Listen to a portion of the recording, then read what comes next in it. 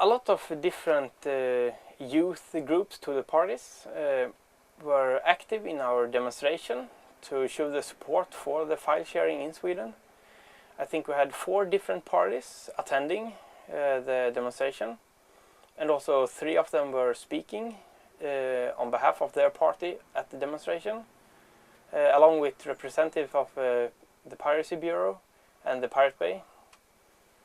And also the newly formed Pirate Party also got a lot. They doubled their member numbers in 2 days. Everyone in Sweden somehow knows about the Pirate Bay today.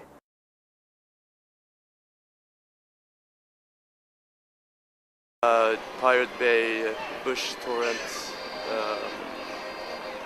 and I also use DSC to download music. It's from the Pirate Bay mostly, but then it's the Mininova. I use Pirate Bay, a place called Karagarga. The Pirate Bay and internet.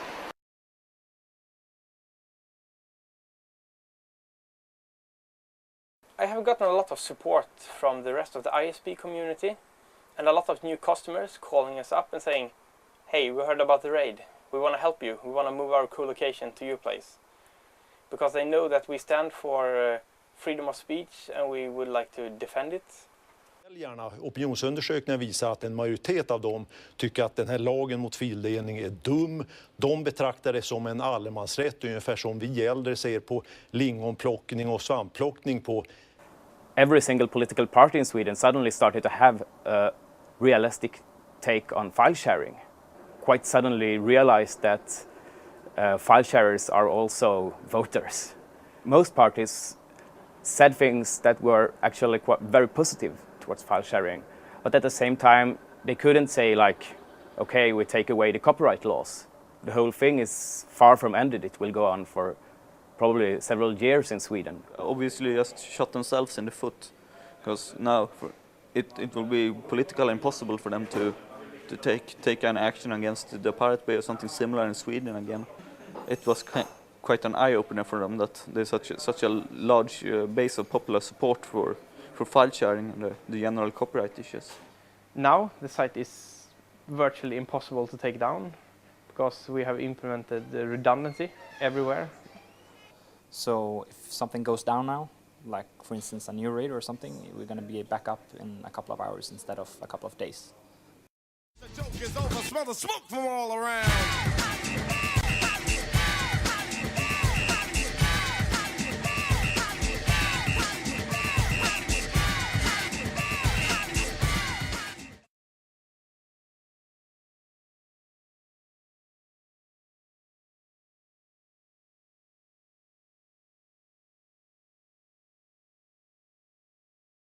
Piratbyrån was born from a very loose group of people communicating on the IRC chat channels. We were basically into doing different kinds of playful internet projects, and reappropriating the term of Piratbyrån by cutting away the anti was one of those like playful impulses. So we just did it, and people had very different backgrounds. It was a very loose group. Everyone felt that this was something new and unexplored, but at the same time something that we knew would definitely grow in importance for several years ahead. What they did was to turn the public debate and actually give public opinion a counterpoint. Where there had only been the copyright industry's point of view before, there was now a counterpoint. So when the copyright industry had their voice in the public media, there was also the Pirate Bureau's voice, always.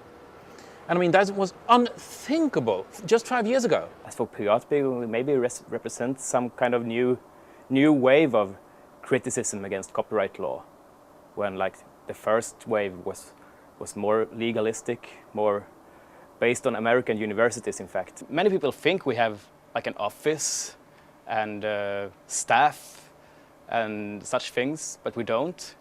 We don't have a fixed location. Well, we wanted to like cover the news,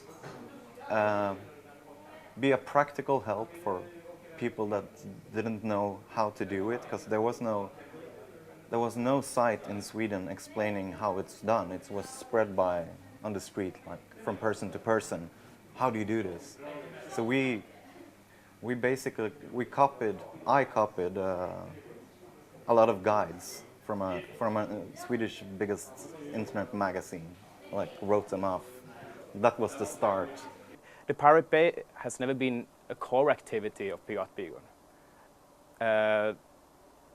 As soon as the Pirate Bay got an important tracker, it was cut off from Piratbyrån so that we could go on with our core activities, while the people who like to run a BitTorrent tracker did that on their own. Because that's, our basic principle is not about building empires, but branching off and create a multiplicity of projects. Many international watchers are a bit astonished about how we, instead of taking a very defensive approach, are taking the offensive, without being aggressive in that way, but using the term pirate signals something that many people didn't think was possible at all. If you buy bootleg videos or download illegal copies from the internet, how are the people who bring you the movies supposed to Pay for my glasses. get health insurance? And pay off my student loans. Because the movies we love are the work of hundreds of people. Not just the actors you see on screen. Or directors. But cameramen, Script supervisors. Fire safety officers. Costumers. And countless others. with your support, We'll all keep on working.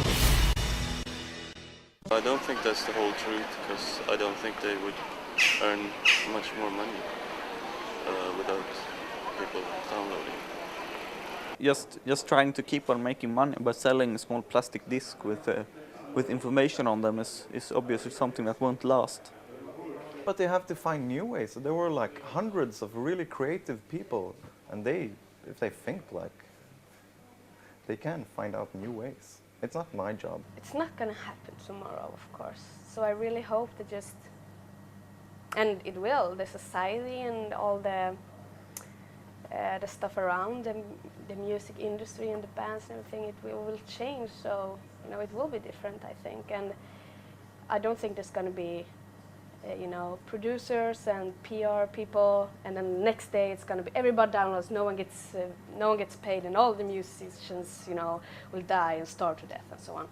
A lot of what the major media companies do today are so obviously based around the copyright model. I mean, in the US you speak about a tentpole model. You find a space of intellectual property that hasn't yet been claimed, and you put your tentpole down and raise a whole tent around it. Like, for example, if you make a movie, you also sell plastic toys and such, which kind of makes up the tent. And obviously that sort of model would be impossible with a different intellectual property climate. They have managed to adapt historically. When the first tape recorders came, oh no, people will be able to copyright music and such. So, and when the first video recorders came, it was the same. Oh no, people will copy our property, and we won't make any money. But obviously, they were able to adapt to that also.